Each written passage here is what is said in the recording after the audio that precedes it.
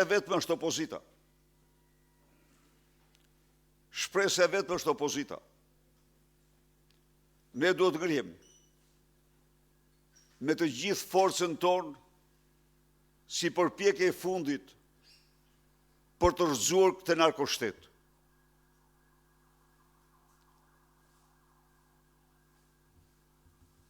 Është faktur gjithçka. Është faktur farsa elektorale në mënyrën më përfundimtare. Janë faktur vjedhjet dhe këto janë vetëm maja e icebergut.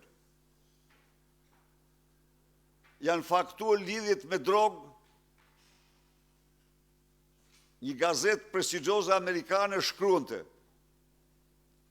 se disa agjensi zbulimi i kanë thënë asaj gazete se përfitues kryesor i klaneve të drogës është Edi Rama. Atëherë ne duhet të organizojmë format më të vendosura të protestës, të qëndresës, të revoltës. Këta e kanë azjesuar parlamentin. S'ka parlament. Parlamenti nuk ekziston. Ju e keni pa. Aty hyje dyret e mbyllaj, sa fillon edhe ikë. Zgjedhje të lira. Një qeveri e cila përgatit zgjedhjet e lira është kushti gjitha kushteve për ne.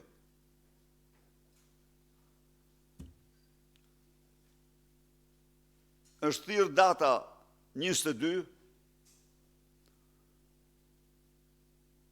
protestat tona do të diversifikohen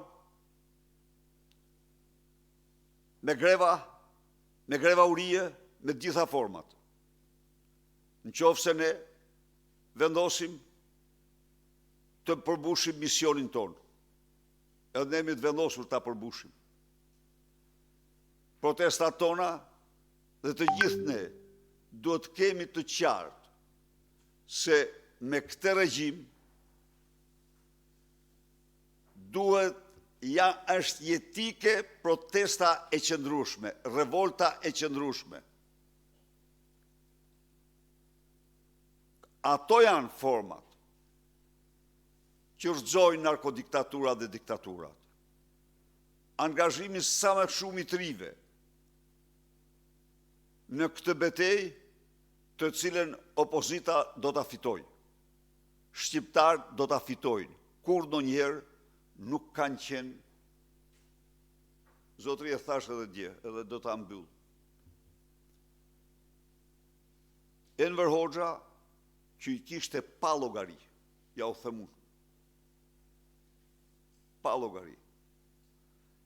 Absolutisht ta kemi shumë të qartë që gjithë korrupsioni i tij në 45 vite diktaturë, korrupsion material. Kryetari, s'ka çfarë bëj. Nga dritarja nuk hyn dot. Mizore, gjaksore të tij, po si abuzim nuk është as gjysma, as çereku i drejtorave të bashkisë. Shko shif një hotelin ju. Ajo vile e tij nuk u regjistroi ndonjëherë në emër të tij, as të familjes tij. Jo. Ishte pronë shtetërore edhe shko shif një hotelin. 70 milion euro, 24 është hoteli drejtorit bashkisë, Jerion Veliz dhe drejtorit bashkisë. Këtu çmendam këtu. Këtu janë nuk kanë asnjë të përmbajtur. Mediat i kanë korruptuar në gjerë në palc. Dhe zbatojnë, por si brojnë, bëjnë avokatinë e tyre. Pra, mision. Opozita është në një mision të vërtet. Në një mision që kërkon sakrifica. Dhe unë jam i bindur se janë qindra dhe mijëra shqiptarë të gatshëm për sakrifica. Faleminderit.